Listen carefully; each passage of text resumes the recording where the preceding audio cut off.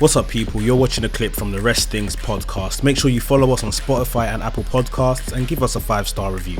By the Mandem, for the Mandem. My issue with the presentation isn't just because it's WWE adjacent or whatever, even though that's not the type of stuff I like. We use the Nigel on the podcast. It's like, wait till the film finishes. I don't like Westerns. I don't like these type of films anyway. But cool. The film didn't make fucking sense. And the problem is that I've been having, obviously we're gonna get to Tony Khan as well. But the problem I've been having with this stuff recently is cool. There's a lot more bells and whistles in these matches that I'm not really liking. MJF has always had that to a degree, but it's always been subtle moments. A key thing I'll go back to, right, is CM Punk versus MJF Revolution dog collar match. Wardlow comes out. We think Wardlow's gonna give Punk the MJF the ring. Doesn't give MJF the ring. He puts the ring down. Punk picks up the ring. But that moment was so smooth. Yeah. That moment took a couple seconds in the match. The rest of the match was normal. And here's the thing about MJF matches before. Yeah, he's always used shenanigans to win. But it's always been, let's say, 80 to 90% of the match has been normal. Quick moment of brilliance, he wins. The past couple matches, whether it's this match, Samoa Joe match was a bit, that was a bit, I'd say that was okay. The all-in match, I've been seeing more and more shenanigan galore. And I'm just thinking, bro, tone it down. Simplify. I get why he's trying to do a variety thing. But for me, and the reason why I'm putting the onus on MJF specifically right now, instead of like, Tony Khan, which I know you two are going to cover, is because for me, when it comes to AEW, right? It's a platform where most of these wrestlers come and get like a free canvas to paint on, right? They're painters. They paint on this canvas. Tony Khan doesn't really bother them. And the thing is, when MJF has done good work, we ain't said, hey, Tony Khan, thank you for booking that. We said, no, MJF, CM Punk, you guys have done good work. We have said thank you for Tony Khan bookings. We call him Booker of the Year. Yeah, that's true. That'll be a lie. But no, for their contributions to the feud, when we say, for example, when we talk about the Elite saga, we don't say, I don't bring up Tony Khan, I bring up the Elite. No, yeah, because them man performs their bit well. Them man did their part. Of course, when it comes to the overall product, we talk about Tony Khan. When it comes to their specific dealings and specific feuds, we always praise the wrestlers. We never say this person, that. So when it comes to MJF now, the reason why I'm on him specifically, because I've praised him entirely throughout this title run. I've never said, hey, Tony Khan's put you in a position. I said, MJF, you've done sick.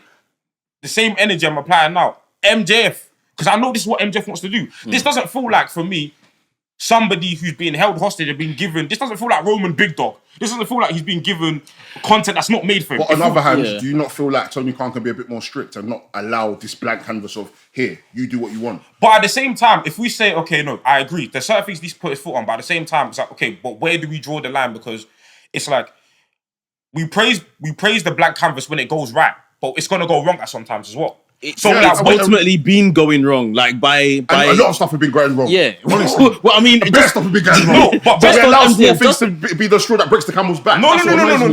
But here's the thing. Here's the thing. Yeah, when it comes to the booking of the entirety of the AEW show, I hold that on Tony Khan. Yeah. In terms of the structure of the show, that's what your job is as a booker, top to bottom. And we've said countless times, top to bottom, AEW doesn't feel good. But when it comes to this, I'm looking at this in isolation. This specifically, when it comes to the world title picture, most world champions have had free reign.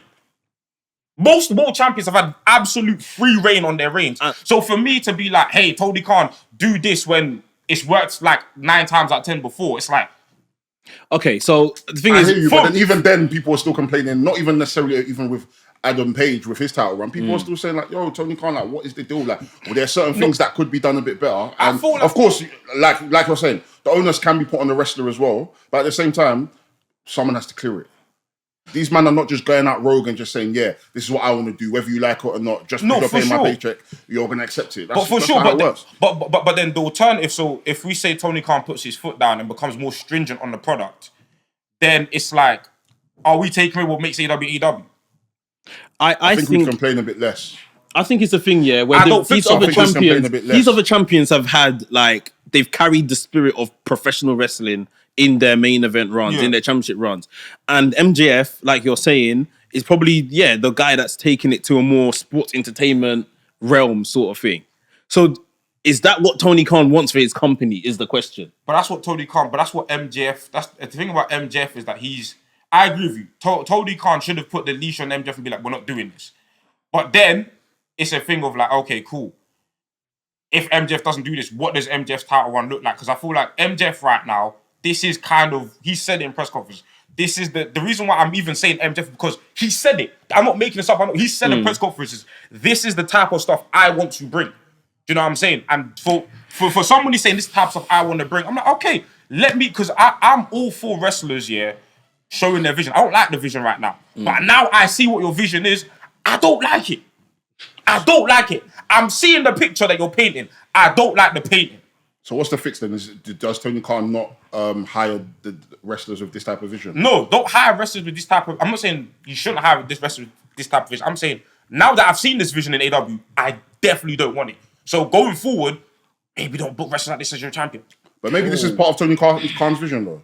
Maybe Tony Khan, as much as he wants the graps and the hoops that people on Twitter be saying, maybe he does want to mix and blend of, I want the sports-based products plus I want the sports entertainment. But that's not what you advertised.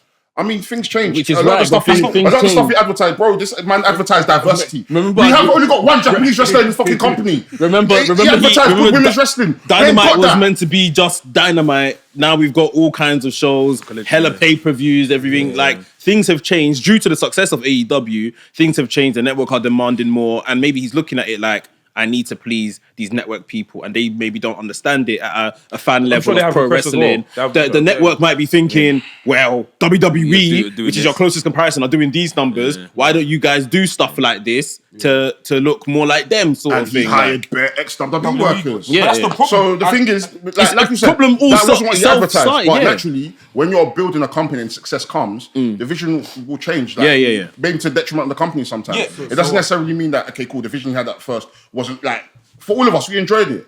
But we started to see the cracks early on that a lot of the stuff that he promised us as AEW fans didn't even come to fruition. And we're now starting to see some of the stuff that he's doing. In my head, I'm just like, what is the actual vision for AEW? Do you want it to be this place where wrestlers can come and just give us hoop? Yeah. Or do you want it to be a place where people come and do melodrama? And it just seems to be, right now, people can cuss us. That just seems to be where it's at now. So he wants to give us a variety show, and that's... So they've stayed away from their mission statement. I feel like they stayed away from the mission statement because it's like, for me, this is what I came to AEW for. Obviously, I understand the company is going to evolve at some point. That's why, for me, when they're signing man like Edge, I get it as a business move. But for me, get it as a business move personally. Well, for me, and the thing is, what brought AEW at its hottest, AEW business-wise isn't doing what it used to. AEW, so for me, it's like, you switching gears, has it paid dividends? Because when AEW was at its peak, at its hottest, when people were at the consensus agreeing that AEW is the product, it was, yes, we had sports entertainment stuff, but it was mostly a pro wrestling product. We have nostalgia for 2021, for God's sakes. Yeah. And that was building wise, hottest period in AEW. You know what they do? Critically, hottest period in AEW. And it's like, fair enough. You can't keep relying on the elite. As much as I'm a Kenny Omega, you have to build new people. That's fine.